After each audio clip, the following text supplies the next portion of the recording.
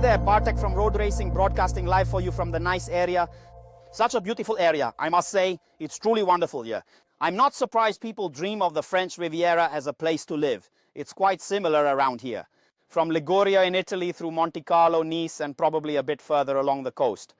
It's truly great, super clean, an elegant area, beautiful views, amazing routes.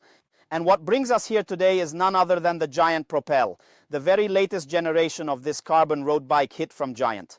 Why do I call it a hit? Because I've already had the chance to ride it. And as you can plainly see, this bike isn't drastically different from the previous generation. Also, please subscribe. It's truly motivating. Half of you watch without clicking that button. It costs you little. Thank you very much. I also invite Propel owners to comment on their riding experience. And I'll tell you a bit about the differences because I own the previous bike and I've just been riding this one.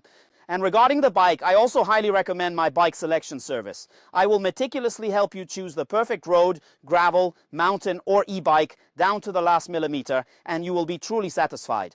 Just like my 250 clients, including both men and women. Right, okay, so when it comes to the bike itself, I'm sure a lot of you would be very interested in its weight. Because we're talking about Giant, a company that is an absolute expert when it comes to carbon fiber, down to every detail of its production. What's that all about? Crafting a frame weighing 1,000 grams with reasonably good properties isn't all that difficult. Many manufacturers can do that. But if you start shifting your priorities towards stiffness, lightness, and aerodynamics, and you want to achieve all of that in one frame, then problems begin to arise in the very creation of such a frame. Because then we're truly pushing the boundaries of current frame manufacturing capabilities, and Giant handles that exceptionally well. With the previous Propel, when Tour magazine tested it, properties like bottom bracket stiffness and head tube stiffness were absolutely top-notch. But some people, including me, felt the bike was a bit too stiff. Simply put, on very long rides on less than perfect asphalt, the bike could be a little tiring. And the main target for this new generation of the Propel was to improve that specific aspect of the bike's overall performance. And notice what's important here. The part of the bike responsible for stiffness, which starts here, goes through the bottom bracket and moves toward the head tube. Its stiffness is immense on this bike, especially the bottom bracket. Giant consistently sticks with the press fit standard because it allows for a wider bottom bracket shell and offers more possibilities. And with the quality that Giant has, there are no issues with things like creaking bearings or anything like that. Nothing of that sort happens here. It's simply not at that quality level. And here we obviously have a rather substantial structure. This bike handles with incredible confidence and it accelerates very crisply. But first of all, they've slightly lowered the seat tubes, and I have a feeling they've thinned out the spokes a little bit. It's very similar in shape to the previous bike, and the whole bike has gained this kind of, it's more like a subtle, precise road feel. So it's not overly stiff when you go over a bump, rather you experience a very deliberate and consistent sensation, if I may say so, in terms of the actual feeling it provides. This kind of impact dampening from that hit or whatever it may be, a pothole, a culvert, or anything you ride over on a bike like this.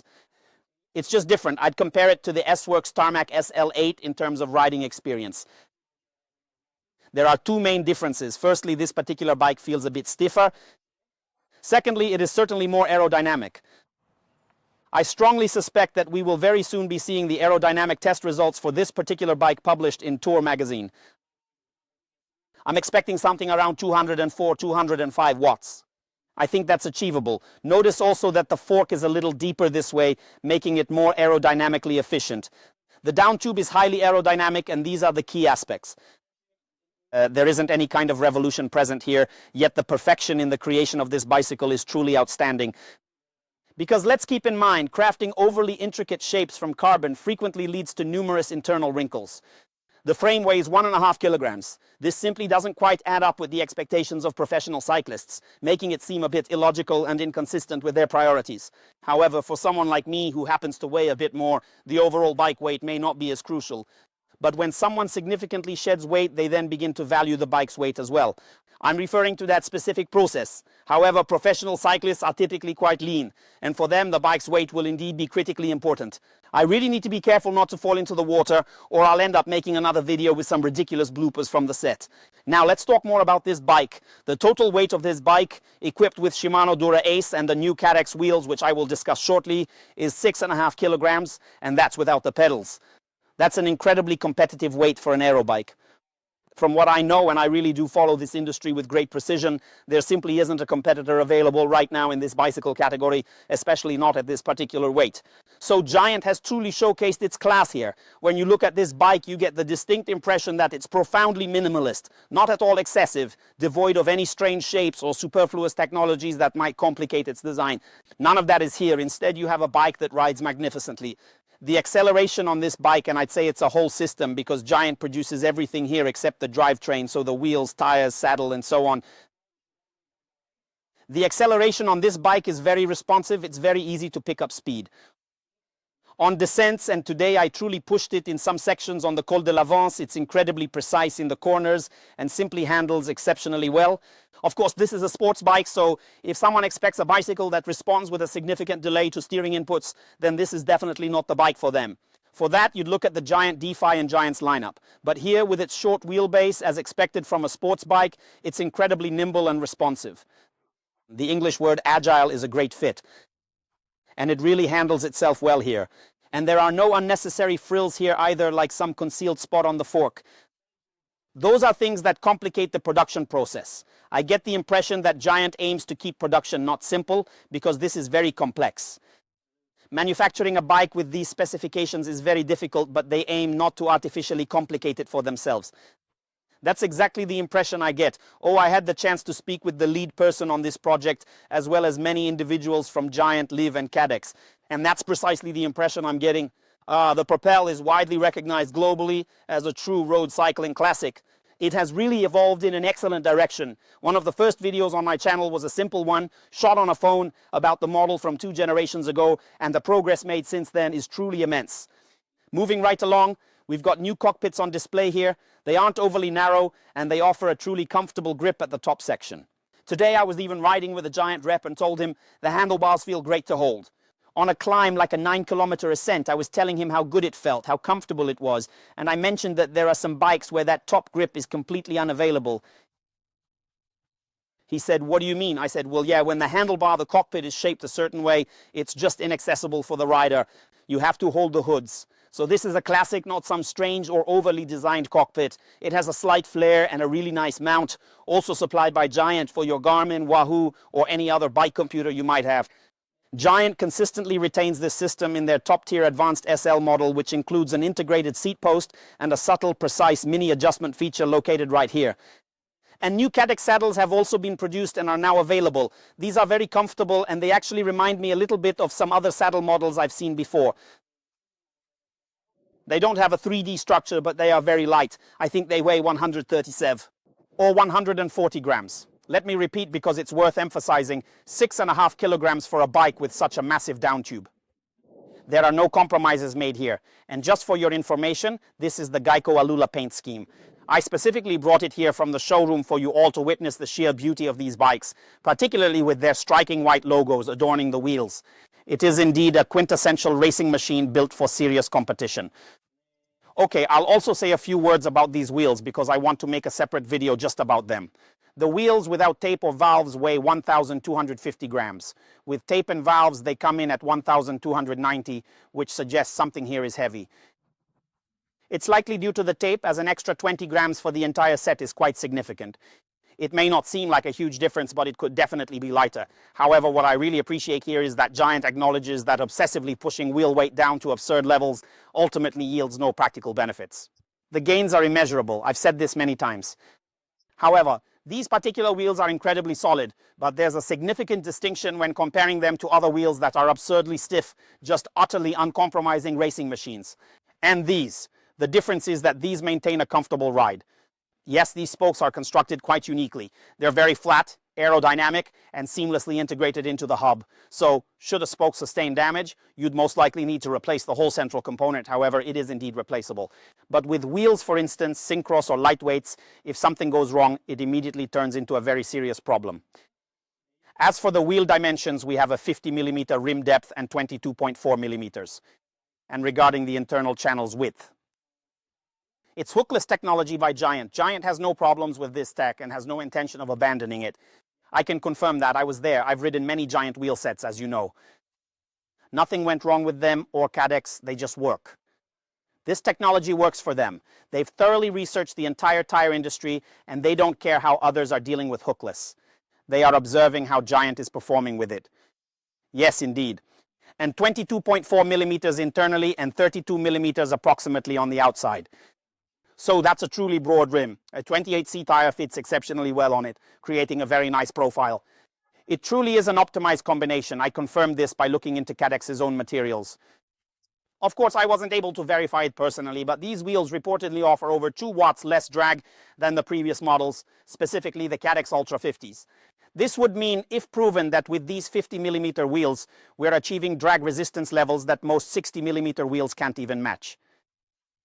That is simply amazing. What is also important is that a wheel has 3 distinct directions of flex.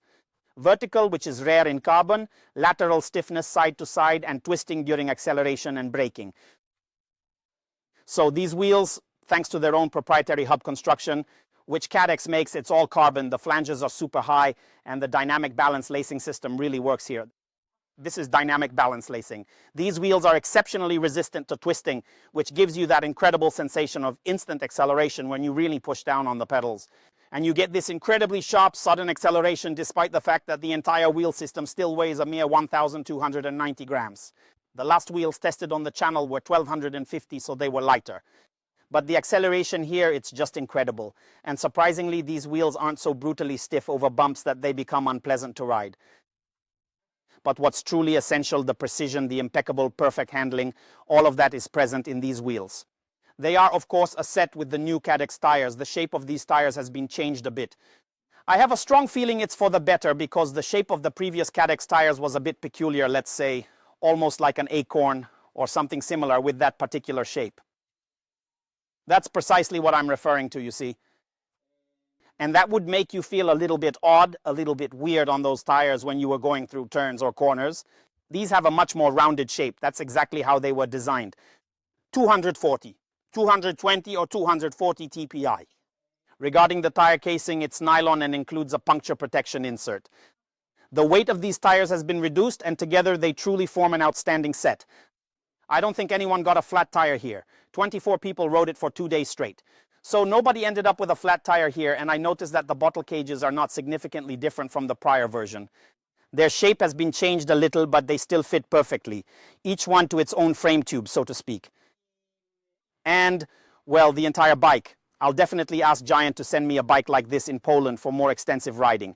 They will then create a video showcasing more dynamic shots, capturing more of the riding experience.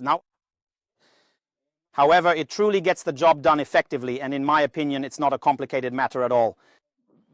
The weight of these tires has gone down, so they truly make for a rather great set together. I don't think anyone here got a flat tire. 24 people were riding here for 2 days. So yeah, nobody here didn't get a flat tire. I see that the bottle cages aren't too different from the previous version. Their shape has been changed slightly, but they still fit perfectly, each one on its tube, so to speak. What else? The entire bike. For some more riding, I'll definitely ask Giant to send me a bike like this to Poland, and they'll create content with shots, with more footage of it being ridden. However, it truly gets the job done, and it seems to me that it's not a difficult task to design bikes that are super complicated, some really convoluted and fanciful inventions, only to then confront the reality that the bicycle weighs a hefty 8 kilograms. The art is to design something that is fast, something that is comfortable for long distances, and something that is aerodynamic, all while weighing just 6.5 kilograms. Of course, there will be more affordable versions of these bicycles. The Advanced Pro model, featuring the Advanced SL fork and the Advanced variant, offer you the opportunity to acquire a bicycle that boasts identical designs, equally impressive aerodynamics, and a significantly more appealing price point. And well, it's a bike that I personally like very much. I appreciate things that are truly refined, and Giant truly embodies that. I have the feeling that here people politely inquired about the ride and such, but it seems to me that they already knew it was absolutely awesome to ride. And that's all I can tell you. I'm also happy that I can be in such a place. I'm not referring to nice, but this event. It truly doesn't matter where it took place, as it's an opportunity for me to meet intriguing individuals from various media, such as Slow Twitch. I was tentatively invited to be on the Slow Twitch podcast, and that's a site that I feel is #1 in the world for bike fitting, and they were definitely the first. The founder of Slow Twitch invented Stack and Reach. Seriously, what are we even discussing here? So for me, things like this are a distinction because I started very modestly, literally with phone recordings, and now, well, everything is moving forward for me thanks to hard work, really, but also thanks to you. So remember to subscribe because it's super important and you don't want to miss out on content like this. I also had the opportunity to meet creators from Australia, South Africa, the States, and California. It was really an event where the whole world came, from Asia, from Japan. Yesterday I was talking to a guy, a journalist covering the Tour de France. It's genuinely wonderful. The atmosphere is very pleasant and cultured. Of course, Rennrad magazine is here too, people from the tour and so on. And that's exactly how it all looks here. Well, let us know in the comments what you think of this bike. What do you think of this approach? What do you think of these parameters? What do you think of its weight? How do you like this approach? Which aspect of this, so to speak, is more interesting to you? I can only tell you that the paint finish on this bike is also very sophisticated. I'll make an effort to showcase it to you through cutaway shots. You know, everything about it really has such a classy appearance. It's nothing ostentatious. This isn't just about a big logo on a hoodie, definitely not. This is genuinely a brand that deeply resonates with many individuals and with me personally too. That's what I can tell you. Okay, I sincerely thank you all very much. Friends, see you in the next videos. Road-Racing.pl. Stay tuned to the Road-Racing.pl channel because it's a truly excellent place on YouTube. Goodbye.